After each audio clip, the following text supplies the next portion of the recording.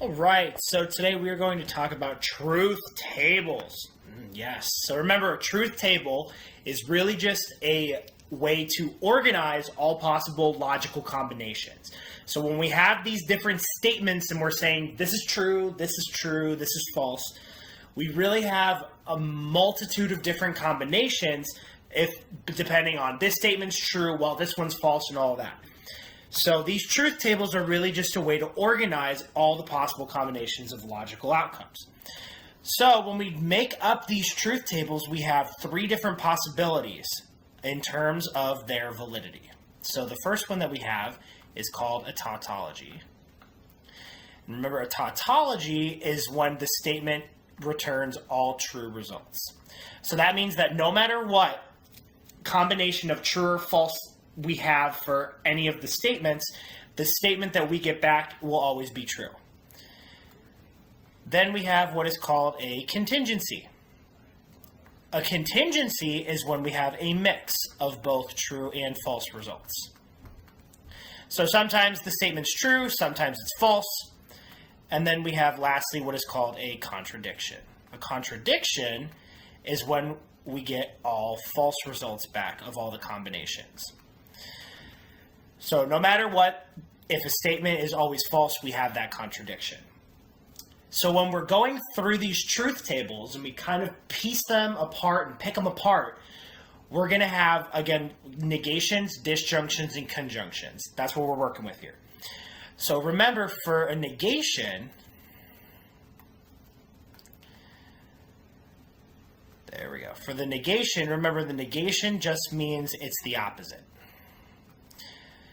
So if some statement were false and then we have its negation is true. So don't always think negation is negative or false. Think it just means opposite.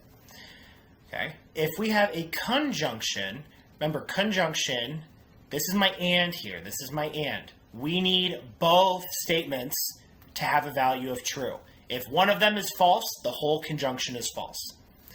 And then finally we have our disjunction. So remember, disjunction, this is our or, this or that. When I have my disjunction, we only need one. One of them needs to be true. If one is true, the disjunction is true. But if both of them are false, then the whole disjunction is false. And if they're both true, then, well, we also know that the whole disjunction is also true. So let's look at these two examples. So let's say we have P is false. So we're given P is false, Q is true, great, and then R is false. Okay, awesome. So now we have this truth statement. We want to know the truth value of P in disjunction with the quantity of Q and not R. So, not R. We're given that R is false, that means not R, true. Why? Again, it's because it's just opposite. Now Q in conjunction, Q is in conjunction with not R. So Q and not R. So looking at Q and not R, since both of them are true, this conjunction is true. So we got that. And now we're looking at P or Q and not R. So now we're looking here at these two columns. So remember, since these are disjunction, this or that, only one needs to be true. Well, P is false, but that conjunction Q and not R is true, so the entire statement, if it has those truth values, are true. Okay, so if we wanted to construct instead now one of these kinds of rows, reading these statements, again, kind of here's the order that I think is the easiest to form it. The first one, just do your originals. So write out all of your possible statements. Second one, that's when I want to, I think, to do the negations. Easy way to organize it. Then do the negations. Then third, that's when I want the conjunctions and disjunctions. Conjunctions and disjunctions. And when you read these, read them left to right. Okay? So we have P, Q, R. So we'll start there. P, Q, R. Now we want to look at our final statement, not P, not Q, and R. So I have two negations, so I would make individual columns for those, not P, not Q. Then I have all of my connectives. So if I'm reading left to right, I have my first one is right here. Not P and not Q. So we want to evaluate that individually. And then we have the whole statement. Not P and not Q. Or R. Okay, so now let's run through this.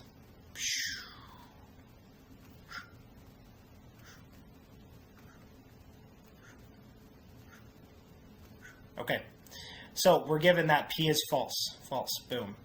Q is false, boom. R is true, boom. All right, not P, so P is false, so not P is true. Not Q, since Q is false, not Q is true. So now we have not P and not Q. Well, if we look, both of them are true. That's what we need, so that's a true. And then looking at the final statement, not P and not Q, boom, R, boom. We only need one or the other, but we got both. So we have that this is a true statement given the truth values of the individual original statements. All right, so let's move on to full truth tables. So remember, whenever you have either 1, 2, or 3 statements, those first columns of the original statements are never going to change. All right, never going to change. So if I have statements P and Q, I have, first off, they both could be true. So I would throw both of these in here as true. True? True. One of them could be false. So I have P could be true, Q could be false, or P could be false, and then Q could be true. Or both of them could be false. So I could do false, false. Okay? These two rows do not change. Columns, excuse me. These two columns are never going to change. All right? These are always the arguments that you're analyzing and trying to test the validity of.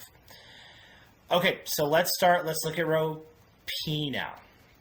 So because we have not P, so if we look at the column of P, well, P is true in the first one, so that means it's false here, false, and then true again, so false, it's false, so this is true, and then false, so true. So now we want to know not P and Q. So we need to now look at the Q column, and we need to look at the P column, and the not P column.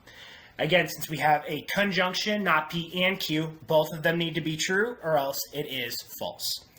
So for the first row, we have a true false, which means that it's false. For the second row, we have 2 falses, which makes this false. For the third row, we have 2 trues, so we have it's true. And then for the bottom row, we have a false and a true, which means that this is false. So we will have one true. This statement will be true one time, and that's when P is false and when Q is true. And we would classify this as a contingency. Again, because when we look at that final column, we have both true and false. Okay? If we go on to the next one, we have P or not P. So again, P could take on 2 possibilities, true or false. So true, false. If you only have one statement, that's not going to change, that little true, false. So then these just kind of flip-flop. If P is true, not P is false. If P is false, not P is true. So P or not P, again, since we have a disjunction here, we only need one or the other. So looking at the first row, true, false makes this true. False, true makes this true.